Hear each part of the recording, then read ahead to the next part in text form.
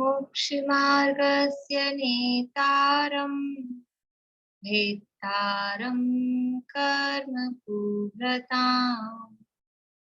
ज्ञातारं विश्वतत्त्वानां वन्दे तद्गुणलाभम् वन्दे तद्गुणलाभम् मोक्षमार्ग के नेता एवं कर्म पर्वतों के भेदक और विश्व के सब तत्वों के ज्ञायक चेतन संवेदक सद्गुण आप समान प्राप्त हो यही भावना भाकर दे विनय पूर्वक करूं वंदना बारंबार जिनेश्वर देव बारंबार जिनेश्वर देव।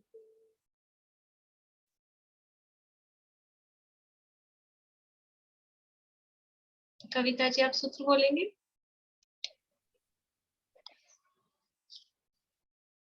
यहाँ तत्वार सूत्र नामक महाशास्त्र है और इसका 9वां अध्याय 90वें अध्याय में संवर और निर्जरा तत्व का वर्णन है।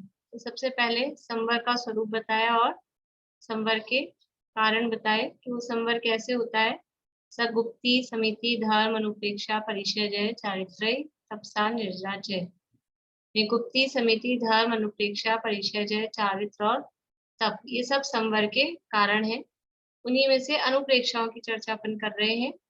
अनुप्रेक्षाएं 12 होती हैं। कौन कौन सी 12 हैं बोलिए। अनित्य आश्रण संसार एकत्व अनत्व असुचि आश्रव संवर निर्जरा आश्रव संवर निर्जरा लोक लोक बोधि दुर्लभ और धर्म। बढ़िया। अपनी कौन सी भावना की चर्चा चल रही है। अभी अपन कल तक अपनी यहाँ तक हो चुकी थी एकत्व एकत्व अनत्व अन्य। बढ़िया। ये 12 भावनाएं हैं निरंतर वैराग्य उत्पन्न करने वाली हैं और उसके माध्यम से आनंद की उत्पत्ति होती है निराकुरता की उत्पत्ति होती है शांति की उत्पत्ति होती है। तो उसके लिए किस तरह का ये चिंतन दिया गया है मतलब ये क्या कंसेप्ट है कि अनित्यता का विचार किया जाए। किसकी अनित्यता का विचार किया जाए कि जितने भी संयोग हैं जितने भी पर्याय हैं ये सब अनित्य हैं क्षणभंगुर हैं। तो ये क्षणभंगुर है तो क्या है ये वास्तविकता है या खाली विचार करने के लिए कहा है। खाली हमारे बच्चों को जैसे बहलाने के लिए कह देते हैं। बच्चा गिर जाए रोने लगे कि देख देख चींटी मर गई। ये क्या है बच्चे को बहलाने जैसा है कि अपने को वास्तविकता ही है कि वास्तविकता ही है क्योंकि वो संयोग है ही क्षणभंगुर और वो नष्ट होते हैं तो यहाँ हम आकुलित होते हैं। तो जब ये विचार दिया जा रहा है हमको ये समझाया जा रहा है कि ये संयोग तो अनित्य ही है खत्म ही होंगे नष्ट ही होंगे तो पहले से ही माइंड मेकअप है तो फिर उन संयोगों के नष्ट होने पर आकुलता नहीं होती है। तो अनित्य भावना में संयोगों की पर्यायों की अनित्यता का विचार किया जाता है। तो ये जो जीव है मिथ्या दृष्टि वो क्या बोलता है कि नहीं ठीक है खत्म तो हो जाएंगे लेकिन हम क्या करें किसी की शरण में जाके इनको बचा लें। तो अशरण भावना खड़ी होती है और क्या कहती है कि कोई बचाने वाला भी नहीं है। ठीक है नहीं बचाने वाला है नहीं बचेंगे तो जब तक है तब तक ही सुख भोग लें। तो कहा कि इनमें संसार में संयोगों में कहीं सुख है ही नहीं भोगेगो क्या है ही नहीं तो भोगोगे क्या उसको। तो ठीक है सुख नहीं है दुख ही दुख है तो दुख को मिल बांट के भोग लेंगे अब करेंगे मतलब चिपका रहना चाहता है। कितना ही गुरु उपदेश दें कि निकल जाओ इसमें से तो किसी ना किसी तरह से यहाँ चिपका रहना चाहता है जीव। तो बोलता है कि हम तो मिल बांट के जो दुख है उस दुख को भी मिल बांट के भोग लेंगे। तो एकत्व भावना कहती है कि मिलने बांटने वाला भी कोई नहीं है जो सुख दुख है वो सब अकेले को ही भोगने पड़ते हैं। और फिर इसी के साथ में कहा कि जब ये शरीर ही तेरा नहीं है वो ही तुझसे भिन्न है तो फिर तू जिससे मिलने जुलने की मिलजुल कर भोगने की बात कह रहा है वो तेरे कहाँ से है। तो प्रगट जुदे धन धामा ये स्त्री पुत्र मकान दुकान माता पिता भाई बंधु तो स्पष्ट रूप से अलग हैं। जब शरीर जिस शरीर में रह रहा है वो शरीर ही अपने से भिन्न है, तो फिर इनकी तो बात ही क्या करनी। ऐसा एकत्व और अनत्व भावना में अपने से एकत्व और पर से विभक्त की चर्चा की। लेकिन फिर भी वो शरीर में अपनापन छूटता नहीं है। कल अपन ने लास्ट में बात की थी, शब्दों में बौद्धिक लेवल पर, ऐसे बुद्धि के स्तर पर अपन कह दें, मुंह से बोल दें, या शास्त्र की भाषा में कहें तो परिणामों के लेवल तक भी कह दें कि शरीर मेरा नहीं है, मैं शरीर नहीं हूं, मैं तो जीव हूँ। लेकिन फिर भी अंदर वो भावनात्मक रूप से या कहें अभिप्राय जो है वो बदलता नहीं है। अंदर में वो शरीर को अपना मानना वो बना ही रहता है। 2-3 उदाहरण लास्ट में दिए थे, ध्यान आ रही है आप लोगों को बात, कि किसी से अपन ने फ्रेंड से नाराज भी हो गए, दोस्ती भी तोड़ ली, लेकिन फिर भी वो अंदर से जुड़ान बना रहता है, उसकी तरफ ही उपयोग लगा रहता है। वो कर क्या रहा है, वो बोल क्या रहा है, वो सोच क्या रहा है। ऐसे ही वो मुंह से बोल दिया, मुंह से कह दिया, दिमाग में बुद्धि पे मान लिया कि मैं शरीर नहीं हूँ, मैं शरीर नहीं हूँ, लेकिन अंदर से वो जब तक वो अपनापन छूटता नहीं है तब तक वो चलता ही रहता है। तो उससे शरीर से अपनापन छुड़ाने के लिए एक और भावना आगे खड़ी होती है, उसका नाम है अशुचि भावना। कि जिस शरीर में तू जितना अपनापन कर रहा है, ये शरीर तो मेरा है ना, और सब चलो नीम अलग हैं कि दिख रहे हैं, स्त्री पुत्र माता पिता भाई बहन मकान दुकान ये सब तो अलग हैं, लेकिन ये शरीर तो मेरा है ना। तो आचार्य देव कह रहे हैं कि जिस शरीर में तू इतना अपनापन कर रहा है, एक बार उसका स्वरूप समझ ले। जिसको तू इतना अपना मान रहा है ना, कि वो फ्रेंड से दोस्ती टूट गई फिर भी उसी में दिमाग जा रहा है, उसी में दिमाग जा रहा है, तो बच्चे को क्या समझाते हैं माता पिता, कि जिसके लिए तू इतना मर रहा है ना, इतना दुखी हो रहा है उस दोस्त के लिए, एक बार देख ले वो है कैसा।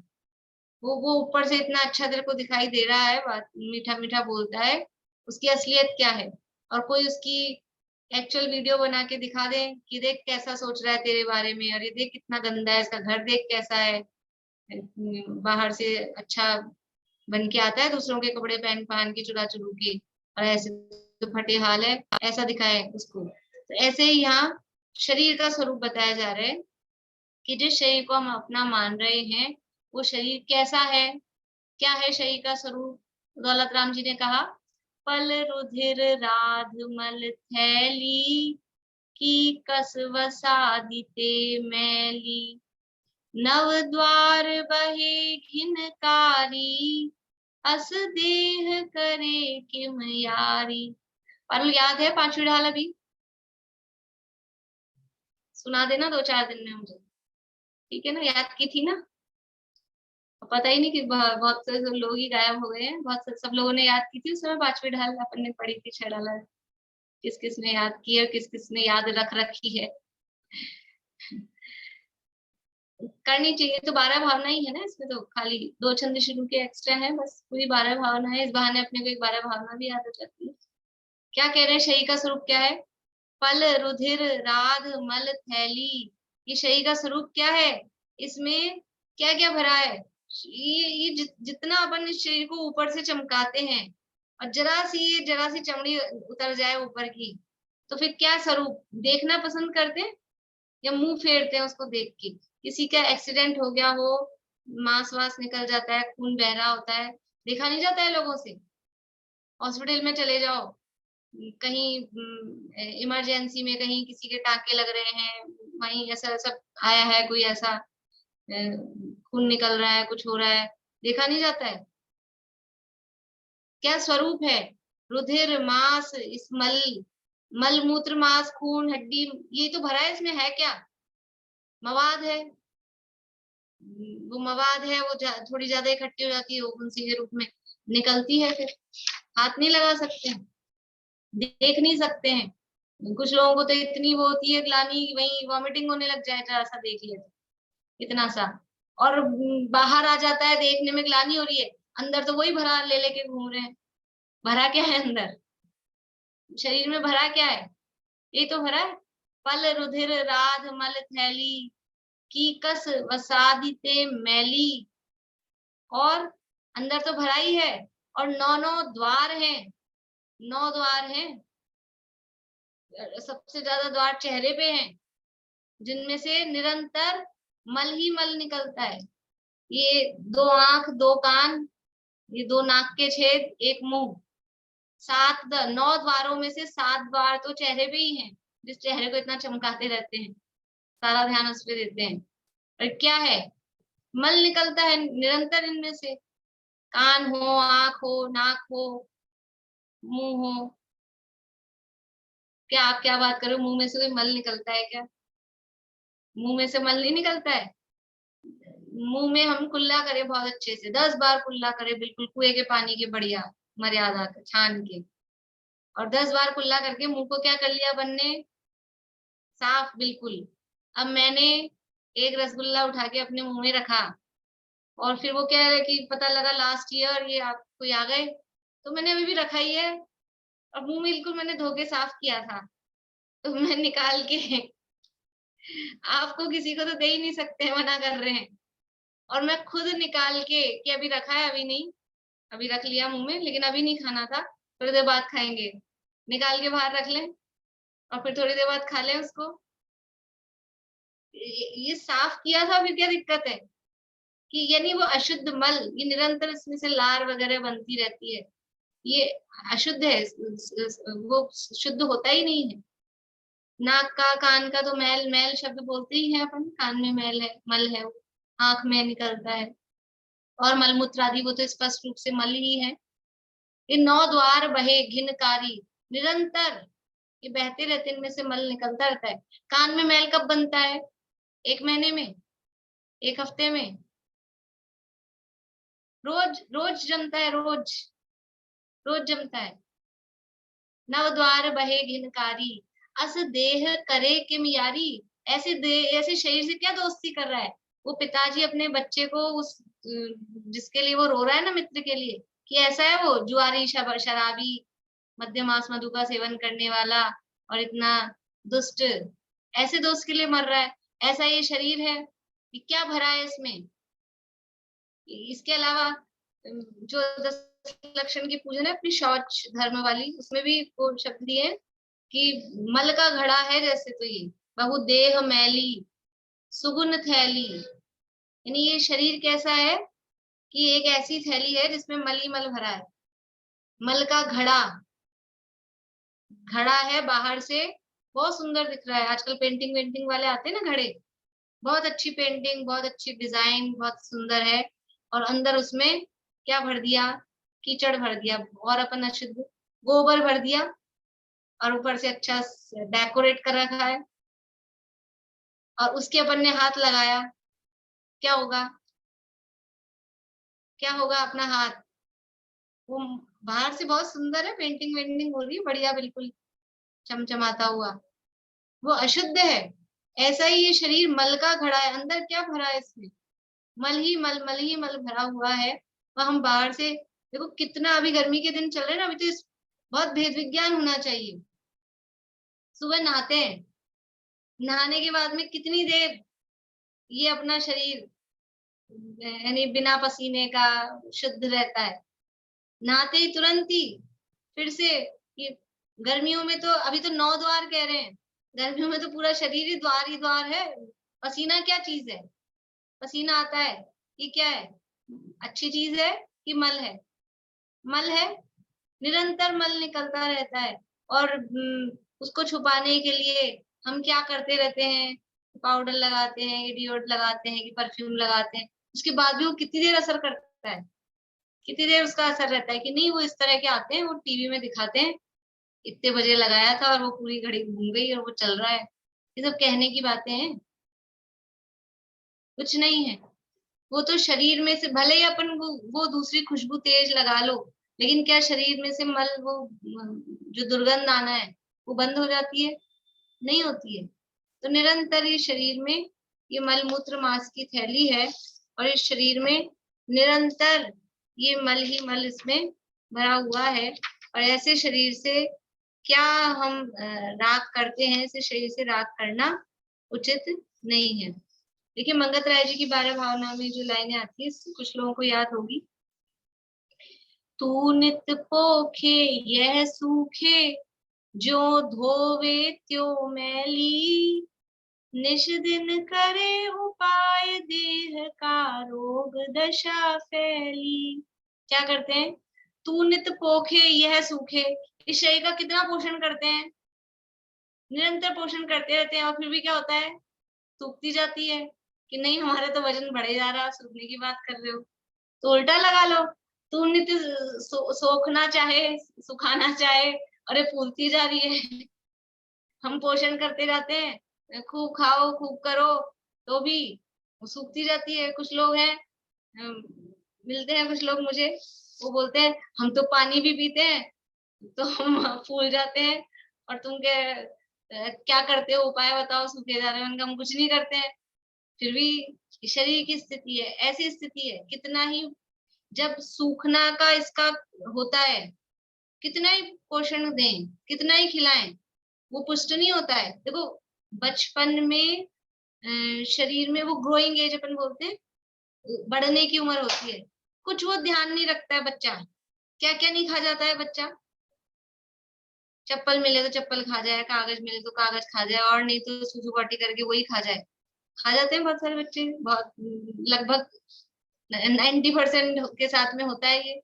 कभी ना कभी कोई ना कोई दिन ऐसा होता है, छोटे होते हैं जब वो मम्मी का ध्यान नहीं पड़ा और वो कर कर आके, और बड़ा टेस्टी लगता है, उसको खाने लग जाते हैं।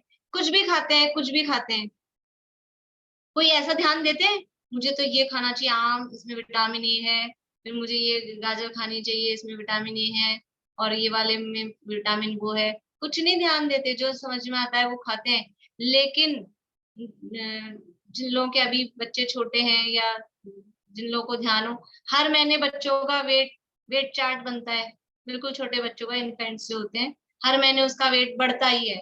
क्या खाते हैं? ज्यादा दूध पीते हैं, मदर फीड होता है, और क्या होता है, 1 महीने का 2 महीने का बच्चा और क्या खाता है, लेकिन हर महीने वेट बढ़ता है। और फिर उसके बाद में क्या होता है, अब अपन हो गए, अब अपन कितना खाते हैं, क्या क्या ध्यान रखते हैं, ये रागी खानी चाहिए, ये अलसी खानी चाहिए, इसको इस तरह से खाना चाहिए, यूट्यूब पे दुनिया भर की चीजें आती हैं, ये खा लो, मखाने खा लो, पता नहीं और क्या क्या आता है, ये हड्डियां मजबूत हो जाएंगी, ये ऐसा हो जाएगा, और खूब खाते हैं। और फिर भी क्या होता है, वेट कांस्टेंट हो जाता है। ऐसा बहुत ज्यादा ऐसा नहीं होता है कि वरना अपने साथ क्या हो, 20-25 साल के, 30 साल के हो गए, उसके बाद में अगर ऐसा हर महीने वेट बढ़ता रहे, तो अब तक क्या हो जाए सबका हाल। वो वेट एक स्थिर हो जाता है। और पोषण में उनकी जो शरीर की चमक है बच्चों की, आप देखो बच्चों के शरीर में, चेहरे पे चमक, और हम हो गए 30-40-50 के, अब इतना ध्यान रख रहे हैं, ऊपर से भी रगड़ रहे हैं, खाने में भी खूब खा रहे हैं, फिर भी क्या होता है? तू नित पोषे यह सूखे, वो चेहरे पे झुर्रियां आती हैं। कितना ही बालों की केयर करो, वो सफेद होंगे ही, वो झड़ेंगे ही। बच्चे क्या ध्यान रखते हैं, छोटे बच्चे, अब वो उनकी माँ करती है, लेकिन मान लो नहीं करें तो, नहीं करें तो भी कुछ नहीं, वो बढ़ता ही है वो शरीर। उनकी जो स्किन है वो टाइट रहेगी, चमकदार रहेगी। और अपन कितना ही करो, बुढ़ापा आ रहा है तो वो झुर्रियां, कितना ही करो, उसको छुपाने के लिए कुछ भी लगाओ, नहीं दिख पा रही है वो अलग बात है, लेकिन वो चेहरे पे आती है। तू नित पोखे यह सूखे, जो धोवे त्यों मैली, जितना नहाते हैं गंदी गंदी है, नहाते ही तुरंत और पसीना आते हैं गर्मी में। नहाओ, नहाने के बाद में और पसीना आते हैं, जितना धो रहे हैं उतनी ही वो मैली हो रही है। निश दिन करे उपाय देह का, रोग दशा फैली। इतना उपाय करते हैं, इतना ध्यान से रखते हैं, फिर भी क्या हो रहा है? रोग आ जाता है, रोग दशा फैली। कितना ध्यान से रहे, कौन कौन बच पाए कोरोना से? हम तो इतना मास्क लगा के रखे, ये करे, घर से ही नहीं निकले, हम तो घर से ही नहीं निकले, फिर भी हमारे लोग मुझसे पूछे आपके कैसे हो गया, आप तो कहीं जाते ही नहीं हो। ये हो गया, अब क्या करें? हो गया तो हो गया, कहीं नहीं जाते, फिर भी हो गया। होना है तो होएगा, ये शरीर रोगों का घर है, रोग दशा फैली। मात पिता रज वीरज मिलकर बनी देह तेरी, मांस हाड़ नश लहू राध की प्रगट व्याधि घेरी।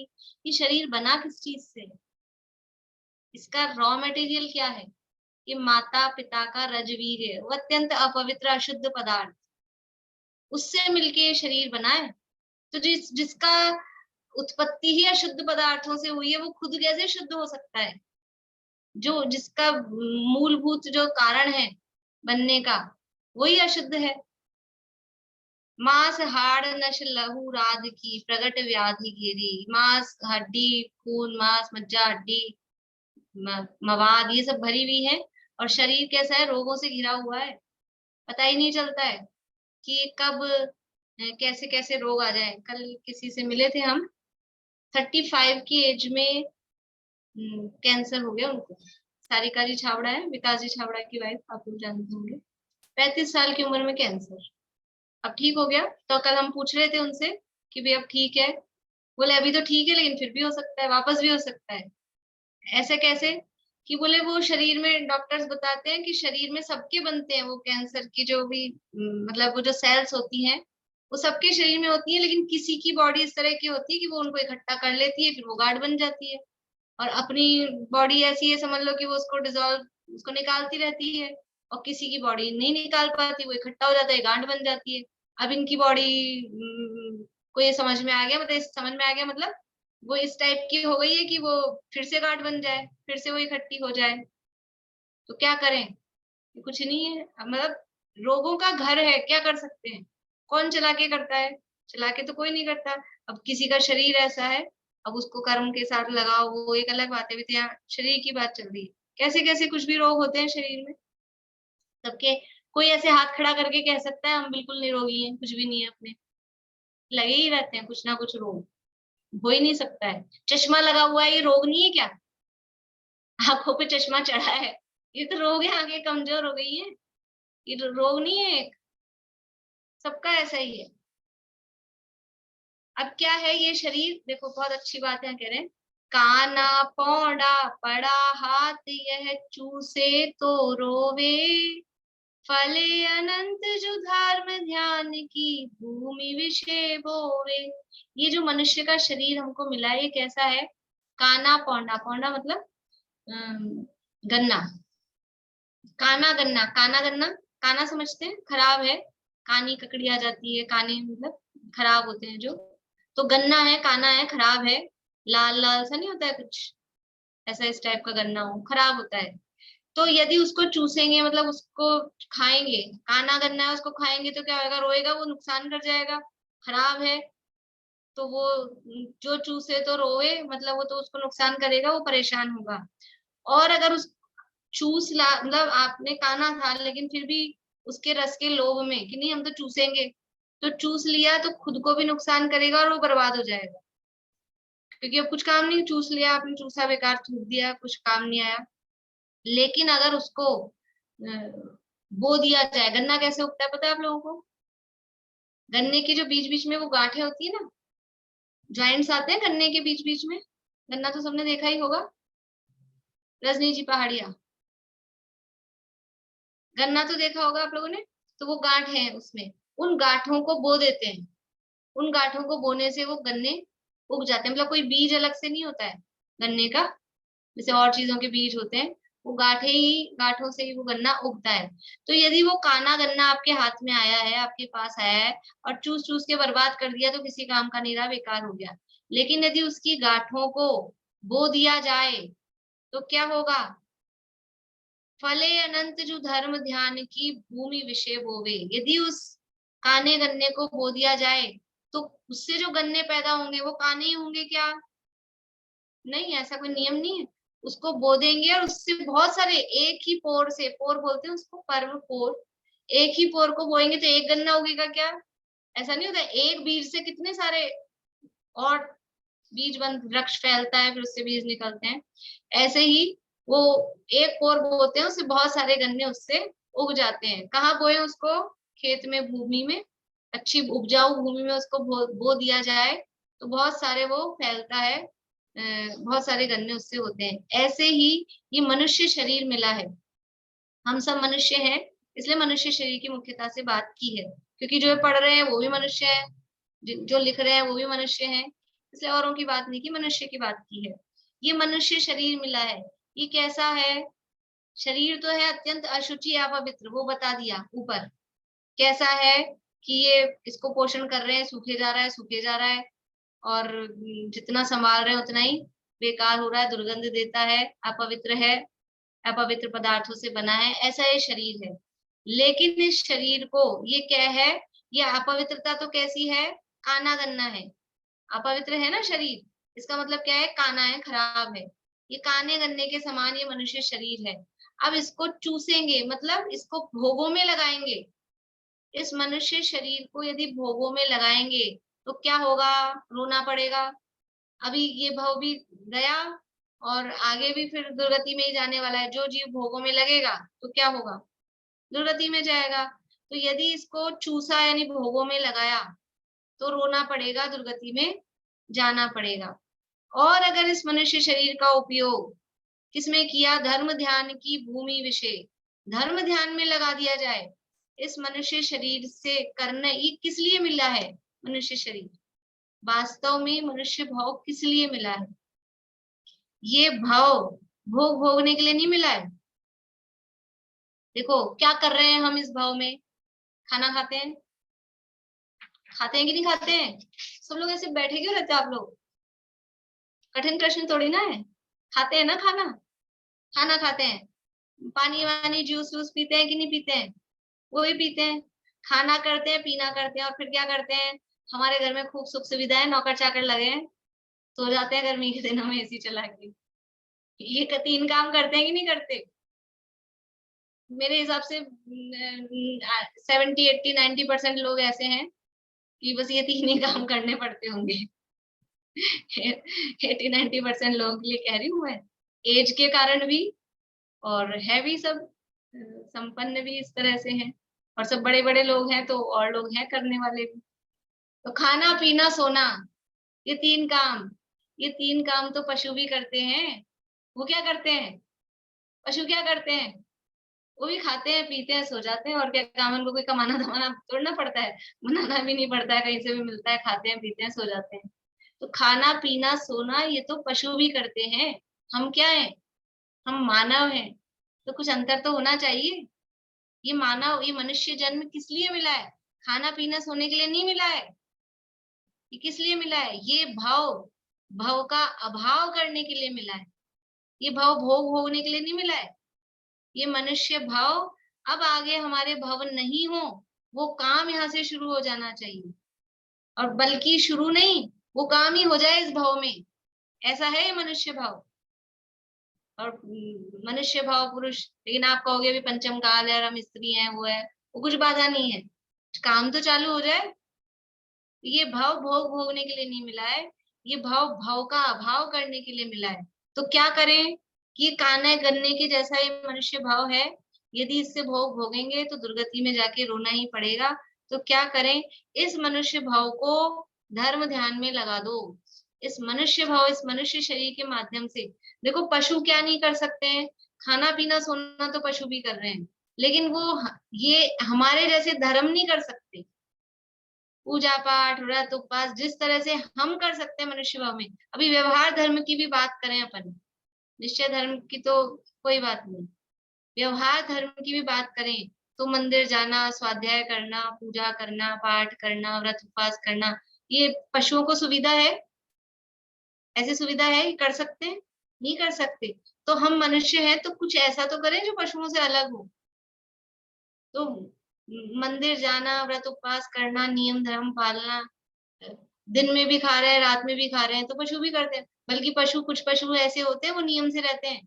कबूतर कभी आप रात में दाना डालो, रात में क्या दिन में भी यदि वो छुप के आया है ना, एक बार ऐसा हुआ हमारे बाहर, एक कबूतर इस तरह का हमको दिखा, बीमार जैसा, उड़ नहीं पा रहा है, हमने दाना डाल दिया, पानी रख दिया, नहीं पिया उसने, या तो खा के आया हो या फिर तबीयत खराब होती है, तो भी पशुओं का ये रहता है कि वो खाना पीना छोड़ देते हैं।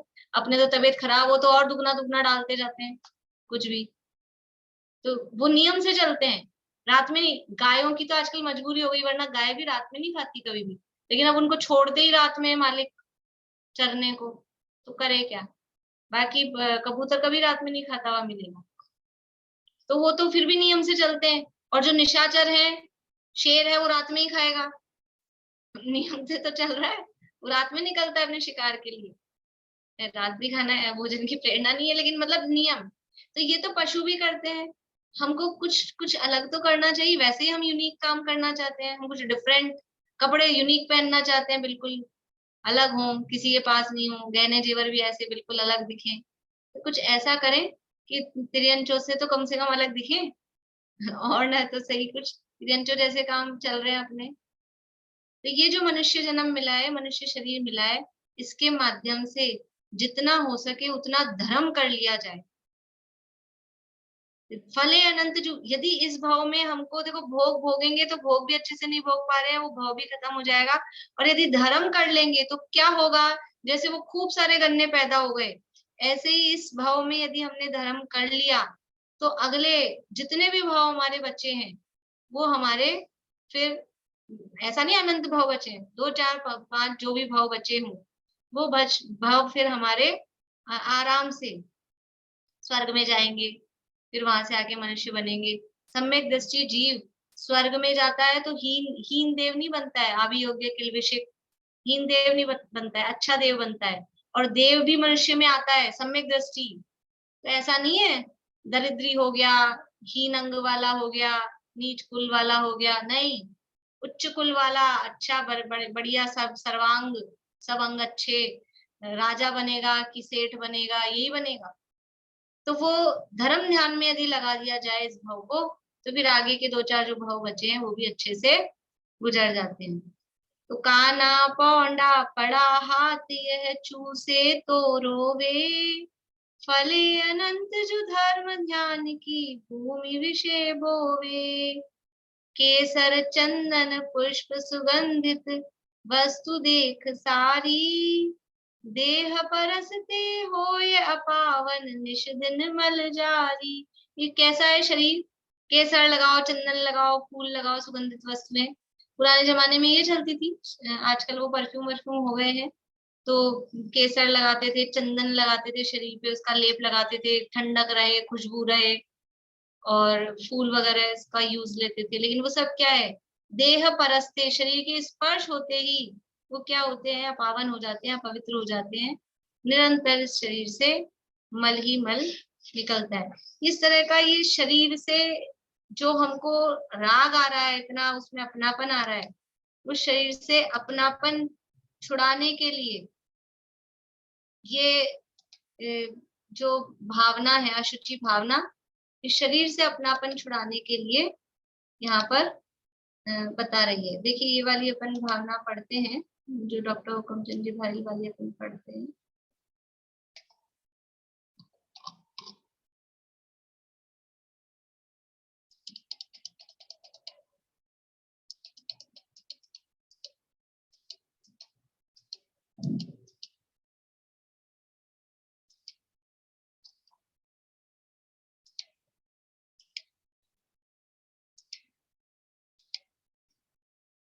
देखिए वैसे सरल है लाइनें, ज्यादा इसका अर्थ करने की भी जरूरत नहीं है, जहाँ जरूरत होगी मैं बताती हूँ।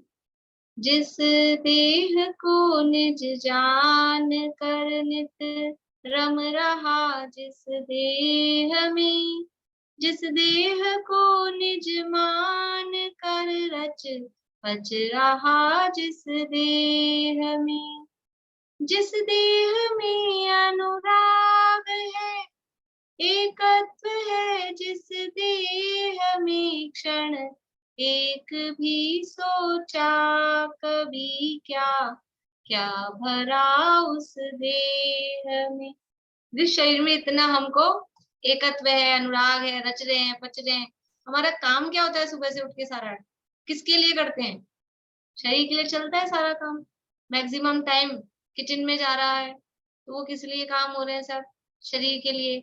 जेंट्स का टाइम कमाने में जा रहा है, वो किस लिए हो रहा है, वो सब भी कमाई करेंगे, शरीर आदि के लिए उससे करेंगे। तो ये सब जिसके लिए सारा टाइम जा रहा है, तो एक क्षण भी सोचा क्या कि उस शरीर में क्या क्या भरा है, क्या क्या भरा उस देह में, अनुराग है जिस देह में, उस देह का क्या रूप है, तम रहे जिस देह में। कभी हमने सोचा है शरीर में, जिस शरीर में हम इतना रच रहे हैं, पच रहे हैं, इतना अनुराग कर रहे हैं, इस शरीर का रूप क्या है, इस शरीर का स्वरूप क्या है?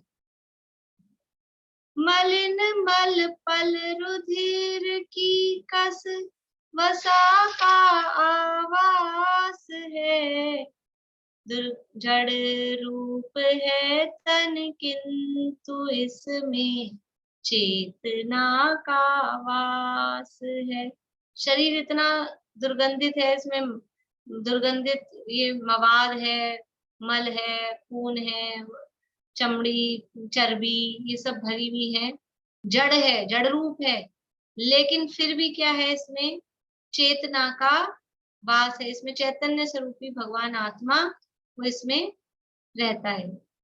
चेतना का वास है दुर्गंधमय इस देह में, शुद्धात्मा का वास है इस मलिन कारागृह में। इस देह के संयोग में जो वस्तु पल भर आएगी, वह भी मलिन मल मूत्रमय दुर्गंधमय हो जाएगी। क्या कह रहे हैं? इस जो दुर्गंधमय शरीर है उसमें चेतना का वास है, चैतन्य स्वरूप शुद्धात्मा वो इस गंदी देह में रह रहा है। लेकिन ये देह कैसी है? इस देह के संयोग में जो वस्तु पल भर आएगी, देखो अच्छे भले अपन नहा धो के खूब साबुन आबुन सब लगा के शैम्पू और नहा के निकले, और फिर कुछ कपड़ा पहना और पहन के आधा घंटा पहन के रखा अपन ने, और फिर अपन ने उतारा, उसके बाद में दोबारा पहना जाता है? किसी दूसरे को तो पहनने को अभी अभी अपन ने पहना हो और फिर कहें कि नहीं नहीं अब अच्छा आपको पहनना था, लो, वो तो हो ही नहीं सकता है। खुद से भी नहीं पहना जाता है। ये रुमाल होता है ना हैंकी, ये अपन इसे हाथ में पकड़े रहते हैं, हाथ में पकड़े रहते हैं और कहीं गए घंटा 2 घंटा हाथ में पकड़ा हुआ है, ये रुमाल ऐसा हो जाता है कि इसको दोबारा काम कुछ नहीं किया अपन ने, बस हाथ में पकड़ा हुआ है। तो भी इस देह के संयोग में जो वस्तु पल भर आएगी, वो हाथ में ही पसीने आके वो ऐसा हो जाता है कि उसको दोबारा नहीं पकड़ा जाता है, इसको हटाओ, धुलने डालो, वो कैसी हो जाएगी? यानी ये शरीर इतना अपवित्र है कि इसके संयोग में जो वस्तु आती है वो भी मलिन हो जाती है, दुर्गंध में हो जाती है। खाने की चीज खाओ, उसका क्या हाल होता है? इतना अच्छा बढ़िया शुद्ध अपन बनाते हैं, मर्यादा का सब सामान लिया, अठपेरा घी लिया, मर्यादा का आटा लिया, कुएं का पानी लिया, हलवा बनाया और मुंह में गया, और फिर क्या हाल होती है उसकी, क्या दुर्दशा होती है? बाहर रहता है जब तक कितना बढ़िया दिखता है और सुगंधित होता है, इलायची डाल दी, सुगंधित हो गया, और फिर और खाने के बाद में फिर क्या बनना है उसका? इतना बढ़िया खाया और बनेगा क्या उसका? कुछ भी डालो। ये कैसी मशीन है? ये शरीर कैसी मशीन है? इसमें आप बादाम डालो, मावा डालो, मेवा डालो, फल डालो, कुछ भी डालो, प्रोडक्शन किसका होगा? निकलेगा क्या? मल का ही प्रोडक्शन होने वाला है। जो चीज इस मशीन में डालेंगे वो मल ही बना के निकालने वाली है। ऐसा ये शरीर है। इस देह के संयोग में जो वस्तु पल भर आएगी वह भी मलिन मलमूत्र में दुर्गंध में हो जाएगी। लेकिन फिर भी एक कुछ महानता है, कुछ महान तत्व है। क्या है महानता?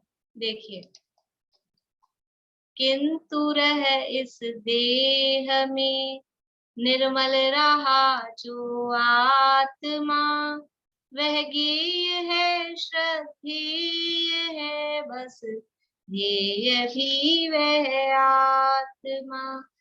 उस आत्मा की साधना ही भावना का सार है, ध्रुव धाम की आराधना साधना का सार है।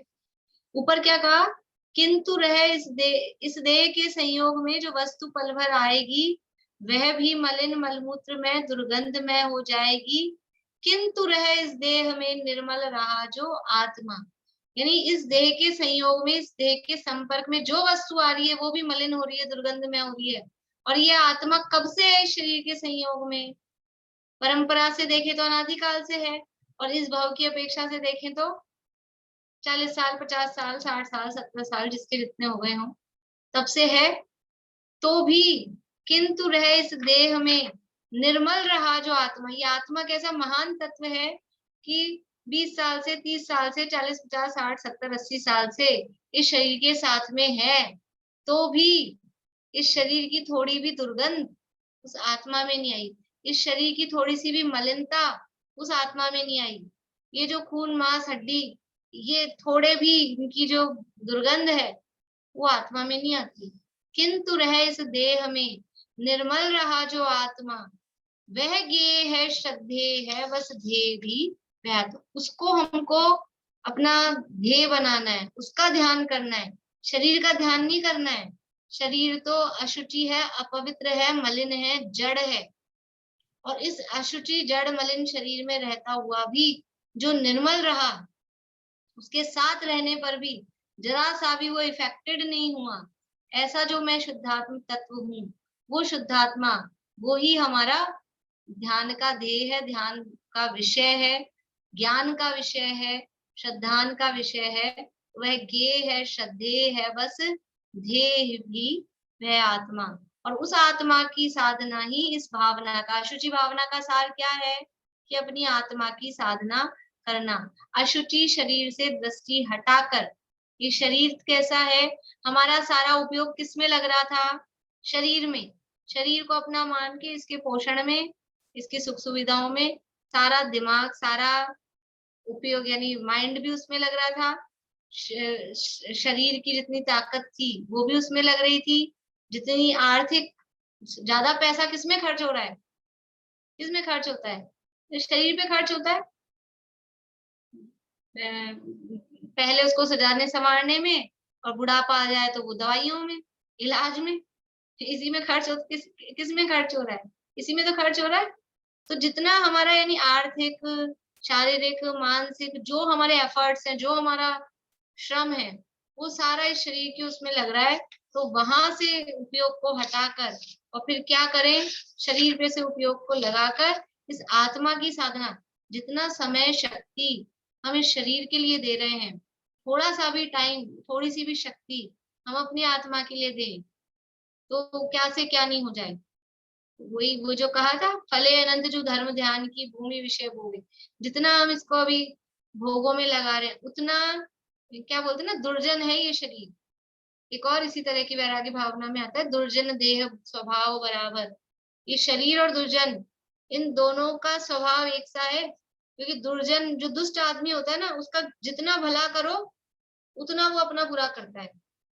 ये शरीर को भी जितनी सुविधाएं देंगे उतना ही ये वो सुविधाओं का भोगी हो जाएगा, काम नहीं करेगा।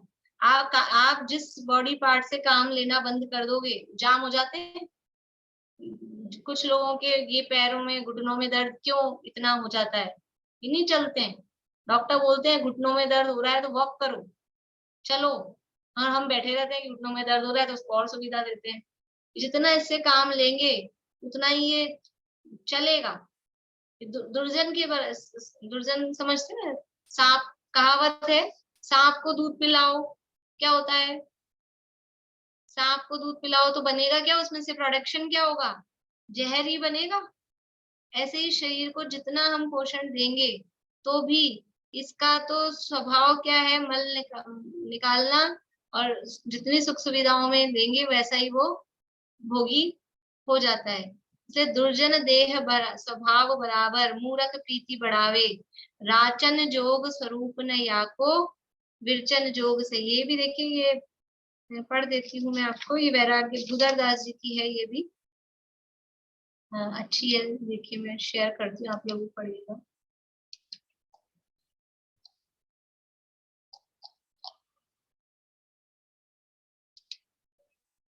देखिए, देह पावन अथिर घिनावन, या में सार न कोई, सागर के जल सो शुचि कीजे, तो भी शुद्ध न होई।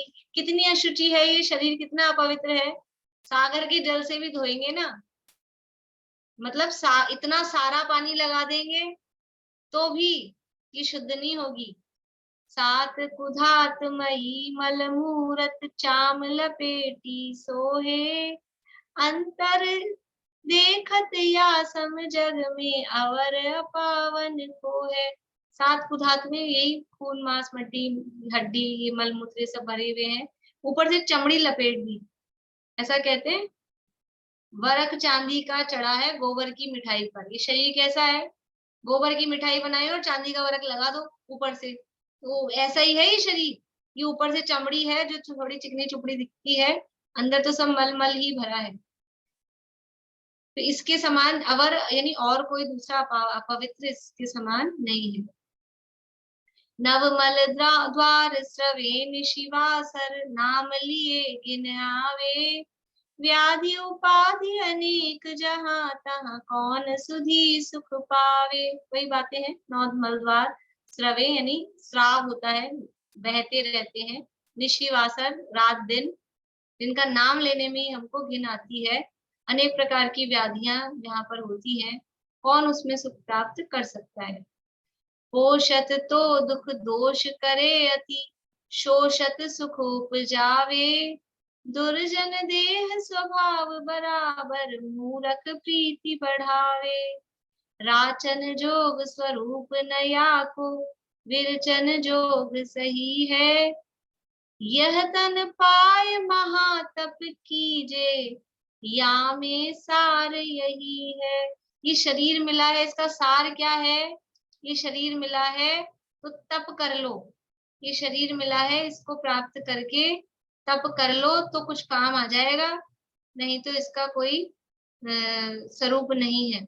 एक समय सार में शरीर को दी है पड़ोसी की उपमा। ये शरीर को कैसा है? ये शरीर हमारा पड़ोसी है। पड़ोसी के साथ किस तरह का व्यवहार करते हैं अपन? किस तरह का? कि हमारे तो बहुत अच्छे व्यवहार हैं। कि अच्छे व्यवहार हैं वो तो बात ठीक है, अभी पता लग जाता है अच्छे व्यवहार हैं, कितने अच्छे व्यवहार हैं। आपके घर में भी आग लगी है, पड़ोसी के घर में भी आग लगी है, किसकी आग बुझाएंगे पहले? अपनी बुझाएंगे कि पड़ोसी की बुझाएंगे? अच्छे व्यवहार है, देखो पड़ोसी से बहुत अच्छे व्यवहार हैं, बिल्कुल घरेलू टर्म्स हैं, किसकी आग बुझाएंगे? तीन उंगली का क्या अर्थ है? तीन उंगली दोनों की। दोनों की कैसे बुझाओगे? अपनी बुझाएंगे, अपनी नहीं बुझाएंगे उसकी, दोनों की एक साथ कैसे बुझ सकती है? दोनों की एक साथ नहीं बुझ सकती है। तो वो कहा पड़ोसी धर्म निभाना शरीर के साथ। यदि आग लगी है दोनों में तो पहले अपनी बुझाना, ऐसा नहीं कि पहले पड़ोसी की बुझाने चल गए, खुद जल के खाक हो गए, ऐसा नहीं हो जाए। लेकिन हाँ, पड़ोसी के घर में कभी चीनी खत्म हो गई, कभी नींबू चाहिए, कभी नींबू चाहिए, कभी चीनी चाहिए, वो दे देना, उसमें कोई बात नहीं। लेकिन जब ऐसी बात हो तो पहले अपना देखते हैं।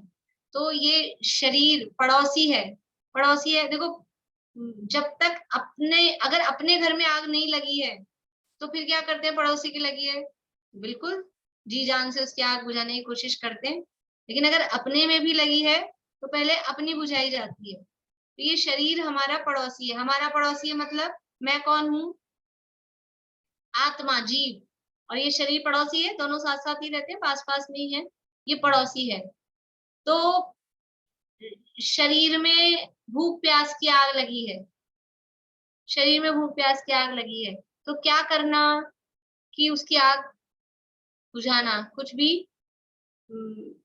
भी मतलब भक्ष्य जो भी है, नियम पूर्वक समझदारी पूर्वक उसको भक्ष्य भोजन दे देना। भूख प्यास की उसमें आग लगी है, लेकिन वो शरीर की आग बुझाने के चक्कर में कुछ भी अभक्ष्य भी, दिन में भी रात में भी, ये भी वो भी, घर में भी बाजार में भी, बाहर में भी होटल में भी, कुछ भी देना, और अंदर अपने अंदर विषय कषायों की आग लग रही हो उसके कारण, ऐसा करना।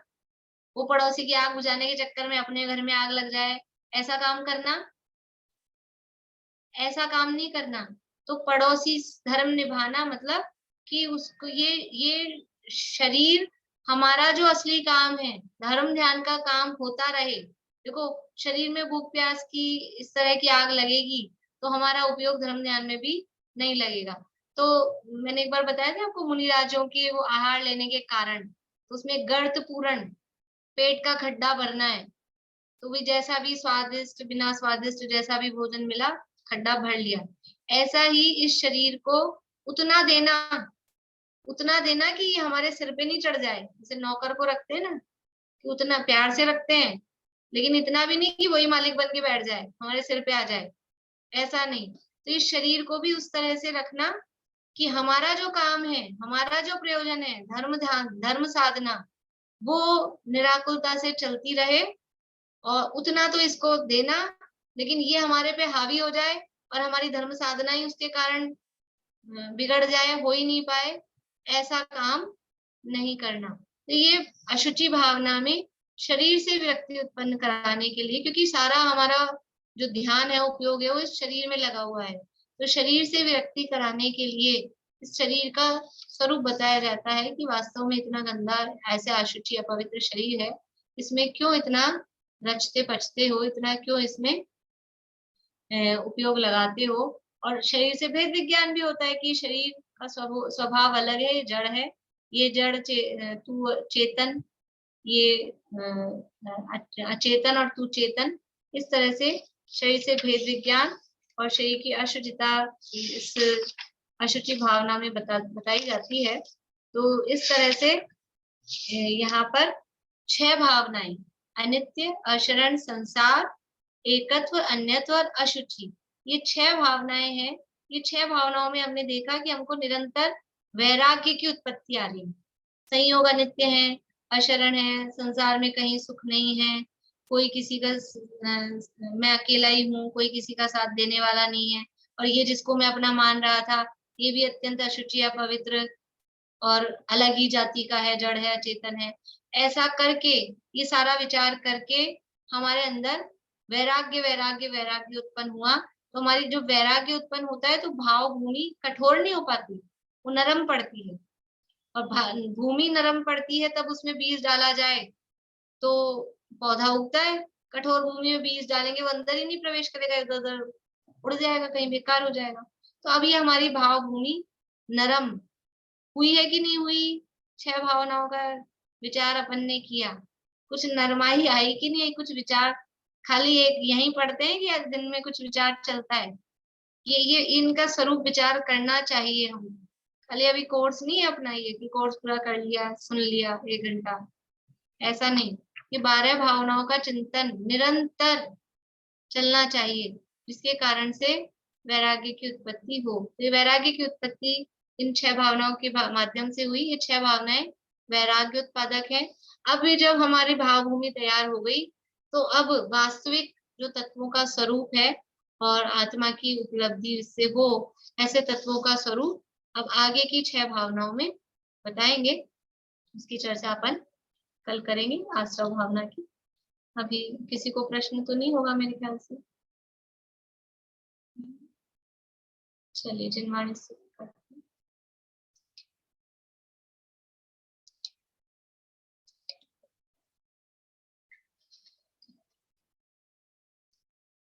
जोग धरे रहे जोग सो भिन्न अनंत गुणात्म केवल ज्ञानी, तासुरे दद्रह सो निकसी, सरिता समवै श्रुत सिंधु समानी, याते अनंत नयातम लक्षण, सत्य स्वरूप सिद्धांत बखानी, बुद्ध लखे न लखे दुर्बुद्ध, सदा जग माही जगे जिनवाणी, सदा जग माही जगे जिनवाणी।